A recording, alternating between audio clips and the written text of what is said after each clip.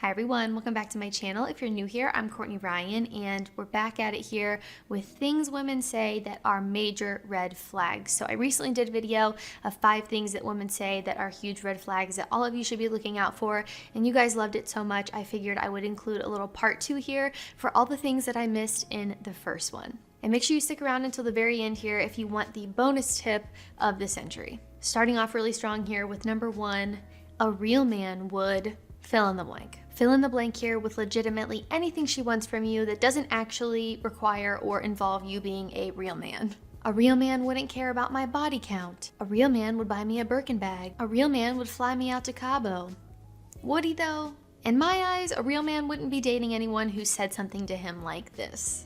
This kind of talk is just very silly to me. There's going to be a couple things on this list that kind of go along with this one because it insinuates that unless you are a certain way or you're doing a certain thing, then you're not worthy enough or you're not deserving of her. And people, again, who talk like this, as I mentioned in the last red flag video that I did, often hold their partner or the people in their lives to an incredibly high standard, an unrealistic standard if I'm being totally honest. And then these type of people often hold themselves to very low standards, so it just doesn't add up. Insinuating that someone is not a real man because they don't agree with you or go along with what you say or fit your agenda is just so silly.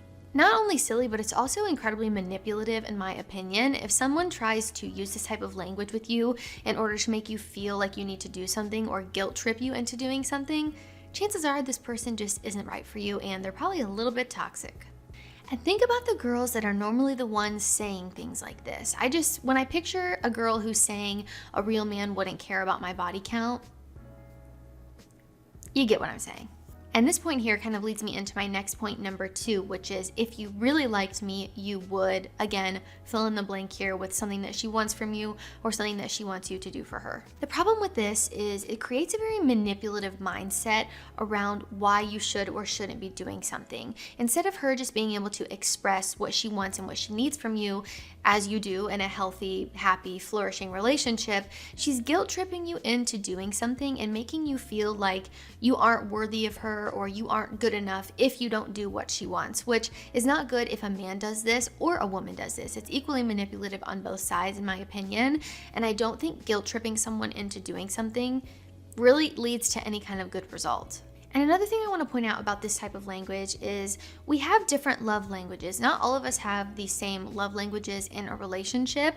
You know, I might feel the most love from acts of service and my fiance might feel the most love with physical touch. So making sure you understand your partner's love language and how they feel, loved by you, I think is really important and crucial for a healthy relationship. I do think for a relationship, it's important to understand and know how your partner feels loved by you. And, some people have crazy expectations and no matter what you do, you're never going to reach them.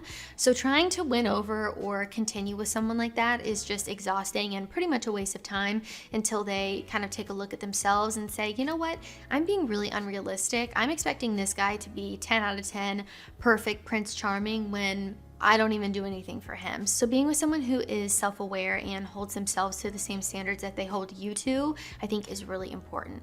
Another thing I want to mention here is really just the way that this is phrased. So instead of saying, if you really liked me, you would buy me flowers.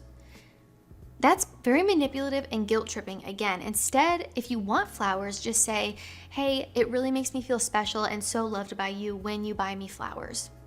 You're just communicating how something that someone does makes you feel. You're expressing that you enjoy and you like when your partner does this and you like the way that it makes you feel without guilt tripping them into doing it.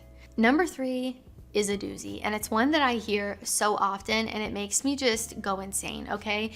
If you can't handle me at my worst, you don't deserve me at my best. Dear Lord, who made this a thing? Every time I see someone post something like this, it just makes me want to vomit. So you're saying if you at your worst is slashing my tires, I'm supposed to wait around to find out what your best looks like? No, thank you. And if that's the case, I better at least see you fixing it once you've slashed it like an Indy 500 pit crew or something. But really here, all joking aside, how about we start taking accountability for these worst parts of ourselves instead of just telling someone that they have to deal with it? How about we take a deeper look at that and get to the root of the problem and fix these things or at least work on them about ourselves instead of just dumping all of our problems or our worst parts of ourselves onto our partner? This is probably the one that just drives me the most crazy. I hate when people say this, and I think it's just incredibly narcissistic and not someone that you would want to be with. It's saying something like this, in my opinion. Number 4, she gives ultimatums. If you want to see me again, you have to do blank. If you want to see me again, you have to take me to this really nice restaurant. I'm only going to go on a second date with you if you take me here, or buy me this, or pay me this amount of money. The list goes on. It's one thing to set boundaries and express what you want and what you need from someone, as I mentioned earlier in the video, but it's incredibly different to frame it in this manipulative way and give them an ultimatum. You have to do this for me, or you better do this for me or else. In my opinion, I think this is just very controlling and unhealthy, and I don't think a relationship that involves constant ultimatums from either partner is a healthy one. And again here, this comes down to communication and being with someone who is on the same page as you. If you say something to someone like, well, I'm not going to date you unless you think this way, or unfollow this person, or do this, maybe it's just not meant to be, right? I mean, I think we have to understand you're not going to be compatible with everyone, and being with someone where you can find common ground and have values and morals and ideas about life that align is important, and giving ultimatums is not part of that equation. So say you're following an ex on Instagram and it makes your girlfriend uncomfortable. So the ultimatum she gives you is, hey, if you don't unfollow your ex on Instagram, we're over. I'm breaking up with you. Versus her expressing her wants and her needs from you and how she's feeling. So she could say, hey, I just want to let you know it makes me really uncomfortable that you're still following your ex on Instagram. I just want you to be aware of that and how it makes me feel.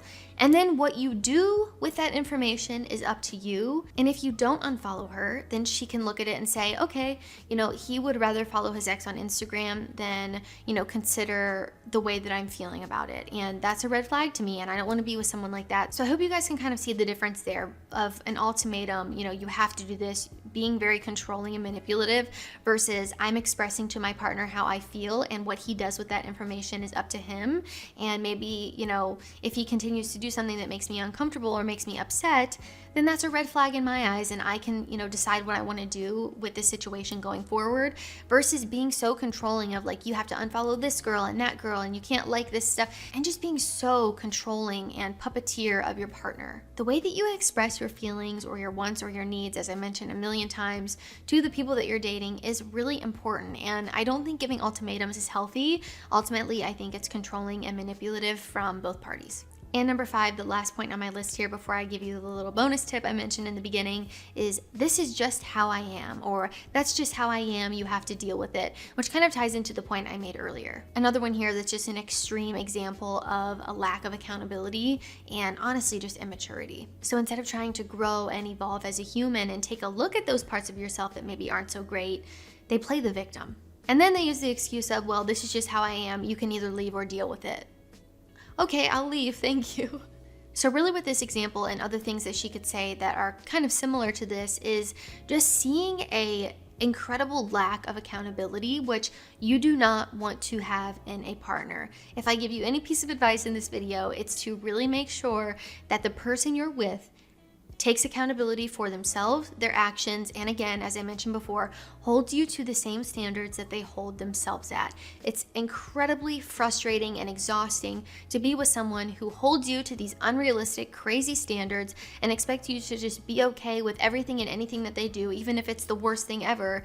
But then when it comes to them, they hold themselves to really low standards, and it's, again, just very exhausting, and I wouldn't wish that for any of you. So just really keeping in mind here and looking at, does this girl take accountability, or is she constantly playing the victim, pointing fingers at everyone else, and just acting like she can do no wrong? You do not want to be with a girl like that, I promise you. And my bonus tip here, which might sound kind of silly, and I'm kind of kidding, kind of not kidding, really mostly leaning on the not kidding category, anything astrology related. I'm sorry, someone had to say it. Specifically here, the kind of talk regarding compatibility, maybe, oh, I'm a Sagittarius and he's a Gemini, so, we just aren't compatible at all. You know how Geminis are. They're the worst kind of guys to date. Huh? Or I'm a Scorpio, this is just how I am. I'm a princess, it's my birthday month, treat me like a queen. It's gonna be a no from me. If I was a guy, and I'm really not being dramatic here, I'm putting myself in your shoes, and I went out on a first date with a girl and she said anything along the lines of what I just said to you, there would be no second date. And I really don't feel bad saying this because girls talk about icks all the time. The way a guy scoots into a booth, the way a guy's standing in a photo, the way a guy's hair is tucked behind his ear. I don't know. They say the craziest things. So if I was a guy and I was looking at icks about girls, this would be one of them. And it's not even an ick, it's a red flag to me and a turn off. You do whatever you want. If you're into astrology, it could be a totally different story. But this is just something I've noticed while being on TikTok and online, is just the people that make astrology their entire personality trait and of like, well, I'm just a horrible human because I'm a Gemini. It's just the way it is. Sorry, you have to deal with it. Goodbye.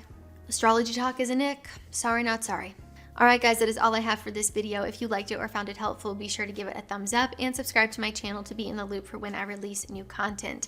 If you haven't seen the part 1 I did to this video, definitely be sure to go check that one out. You guys left a lot of really amazing comments that helped me get inspired for this part 2 video. So if there's anything else, any other things I missed, be sure to leave them down in the comments below. If you haven't already, be sure to follow me over on Instagram at Courtney Christine Ryan. I love connecting with all of you guys over on there as well. As always, thank you all so much for watching, and I will see you all next time.